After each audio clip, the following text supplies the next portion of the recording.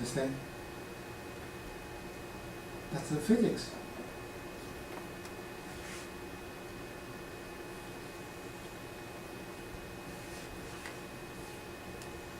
Okay?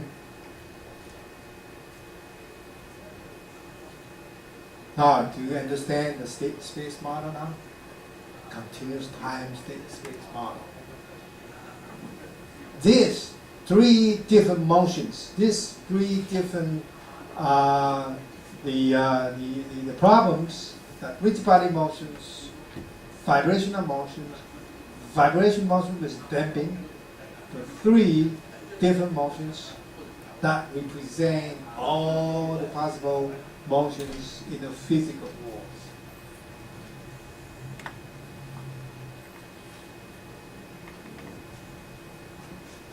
So, I assume that you will be able to write, if I give you any equation of motion, you will be able to write in terms of the state-space model. I think so. State-space model just like that. It's simple. It's continuous time. Okay. However, I have to give you a little note. I say 1, 0, 0, 1. Normally, this won't be 1, 0, 1. Because when you do measurement, this is Y will be volt or amps. Okay? This is the meter.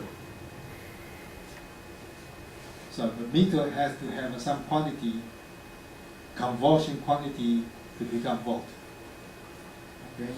So the 1 here, I write here just for convenience. It should be a conversion factor. Alright.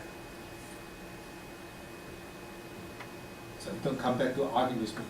Say, teacher, no, it won't be 1. How come my measure is not 1? This is 1 meter, but my measure, my device say no, that's not 1. It's because that's a conversion factor here. Okay. Any questions? If you understand about physics of these three motions, it will be easier for you now to continue my talk, my lecture.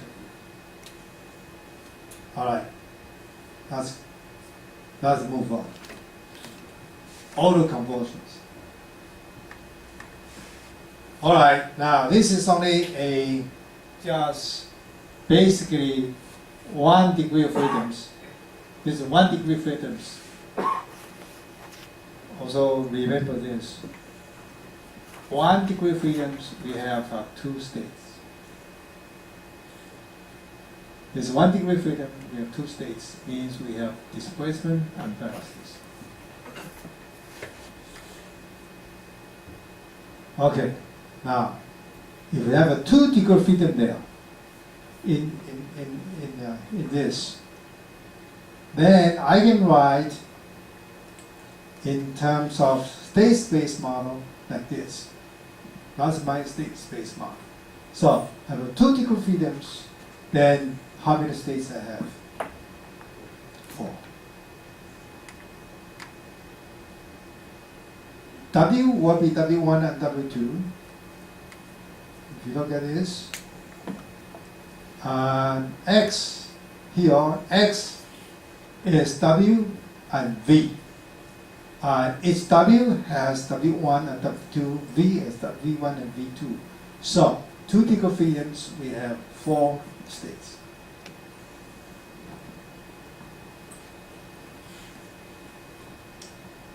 Any questions? So go on. You can have 100 degree freedoms, 200 degree freedoms, 1000 degree freedoms, as long as you understand those 3 different motions. Doesn't matter how many degree freedom you have. There's nothing but the combination of those 3 motions. Okay. Alright. So that's my state space model, first order model. And that's my AC. The same as what I write for you here. My AC become like this. It become 4 by 4 for 2 degree freedoms. And it's written like this. And my BC, my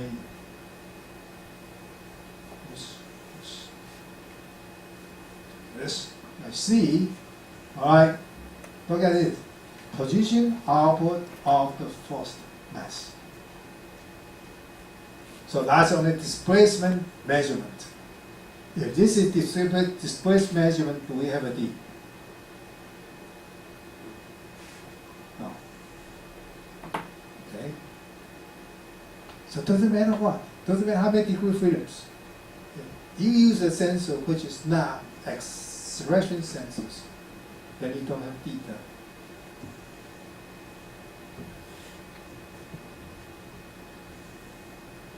Now you understand how I figure out the C equal to 1, 0, 0, 0?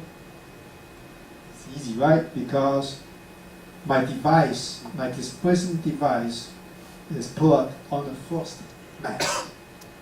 The forced mass means W1.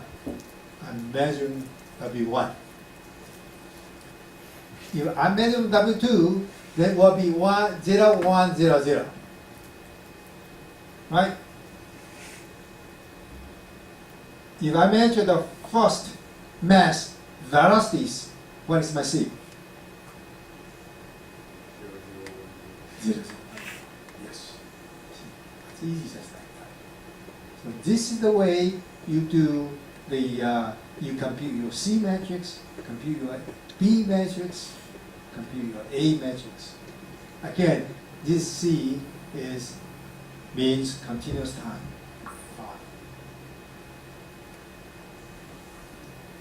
Okay, that's the 2 degree freedoms. So, from second order equation become first order equations. Sometimes I have measurement, I have dispersed measurement, and also have velocity measurement. I also have if I do, I also have acceleration measurement. If I do have those, then you can just add them together and so on. Sometimes I measure the absolute displacement. Sometimes I measure the relative measurement. Then you have all kind of combination of C. Doesn't matter what, if you don't have acceleration measurement, you don't have E.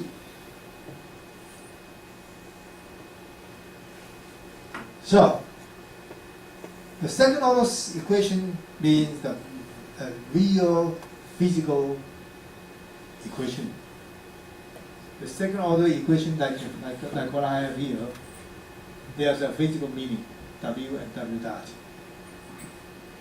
When it becomes first order equations, your AC may not have physical meaning anymore. Okay? So, the conversion factor, they are related to become this. Look at carefully here. X is W and W dot AC. This is all matrix. M is matrix, K is matrix, M inverse matrix, zeta is matrix, and so on.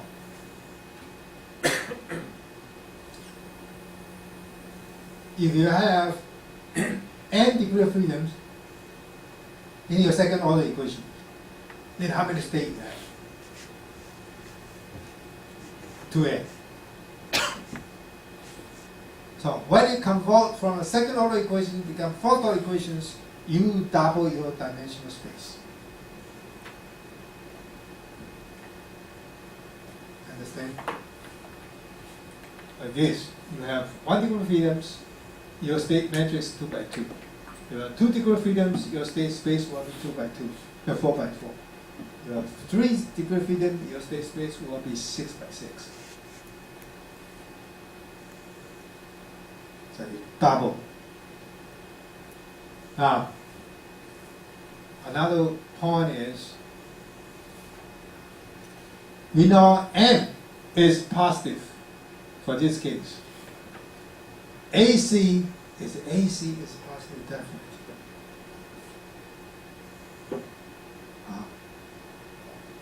We convert it. For example, here, M is positive definite. K, assume is positive definite. Z is positive definite. How about AC? Is AC is positive definite or not? Can you think about that? Huh? AC. I'm saying AM positive definite, K positive definite, Z is positive definite. How about AC? What do I have about AC? Is my AC positive definite or not? No? Yes? Or I don't know? None of the above.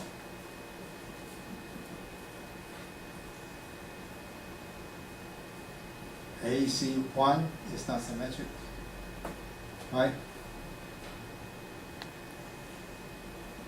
The only way I know AC is stable or not, because we know that if M is positive definite, zeta is positive definite, K is positive definite, we know what? We know the system is stable.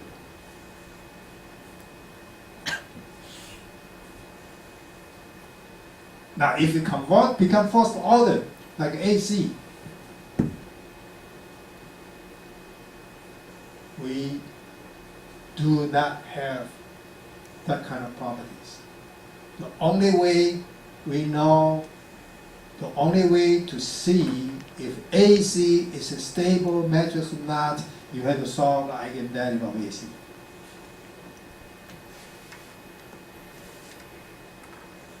Okay? Now, when AC is a stable matrix, what condition AC is a stable matrix? Let's talk about this.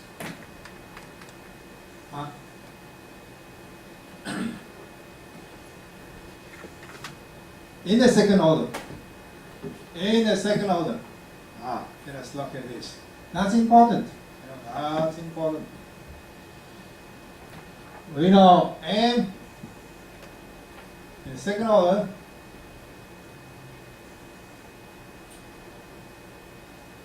in the second order equations,